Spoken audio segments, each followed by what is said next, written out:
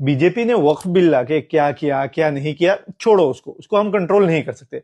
हम ये कर सकते हैं कि अपने आप से पूछे और अपने लीडर्स से पूछे। देखो, अराउंड 9 लाख एकड़ जमीन है वक्फ बोर्ड का, लेकिन उससे मुसलमानों का फायदा क्या हुआ? हमारे वक्फ बोर्ड की तरफ से कितने सेंट्रलाइज स्कूल है, कितने हॉस्पिटल है, कितने मेडिकल कॉलेजेस है, कितने यूनिवर्सिटीज है, कितने लॉ कॉलेजेस है, कितने कॉमर्स कॉलेजेस है? ये सब तो बहुत बड़ी बड़ी बातें हैं।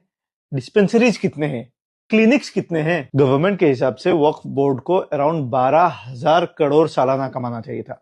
आधा छोड़ दो, 6,000 करोड़। वक्फ बोर्ड साल में 156 करोड़ रेवेन्यू जनरेट करती है। तो ये एक्सपेक्टेड रेवेन्यू जाता किधर है? भाई मैं सपोर्ट किसको करूं और अपोज किसका करूं? वक्फ था कि मुसलमान बुजुर्गों को, लाचारों को, यतीमों को, बेबस लोगों को अपलिफ्ट करे। बट हमको लीडर्स ऐसे मिले हैं जिनमें ना रद्दी भर का स्ट्रेटेजी है, ना फारसाइटेडनेस है, ना कुछ कम्युनल यूनिटी है, एंड स्पेशली अकाउंटेबिलिटी तो है ही नहीं। भाई छोड़ो बीजेपी को, हम अपने लीडर से पूछते हैं कि पिछले 8 दिन से इतना रो रहे हैं कि इस बिल की वजह से हम लोग बर्बाद हो जाएंगे। पिछले 80 साल में क्या किया जिसकी वजह से हम आबाद हो गए? इस टॉपिक में बोरी कम्युनिटी की तारीफ करना लाजमी है।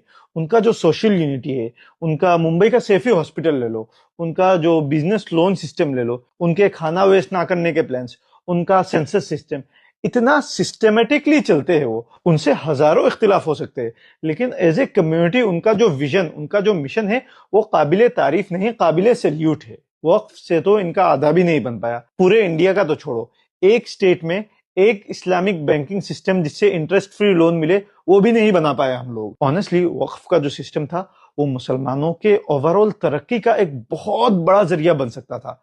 ये जो अमेंडमेंट बिल आया वो तो अभी 2025 में आया ना। 78 साल से हमारे लीडर्स ने हमारे साथ किया क्या? बिल अपोज करने से पहले हमको ये सवाल पूछना चाहिए। और हमें देखो, हम रो रहे हैं कि भाजपा हमें खाए जा रही है, तो तुम उम्मीद क्या कर रहे थे? उनका मॉडर्न फॉर्म में वजूद ही आया बाबरी मस्जिद गिराने के एजेंडे से। सो मुझे रहजनों से कोई गिला नहीं है, वो तो है ही खबीस। मुझे अपने रहबरों से ये सवाल है कि तुम लोग क्या कर रहे थे? क्योंकि उनके पास वक्फ का पावर अराउंड 8 डेकेड्स तक अपने हिसाब से था, तो उन्होंने मुसलमानों के अपलिफ्टमेंट के लिए क्या किया और अपने जेब भरने के लिए क्या क्या किया? ये सवाल है।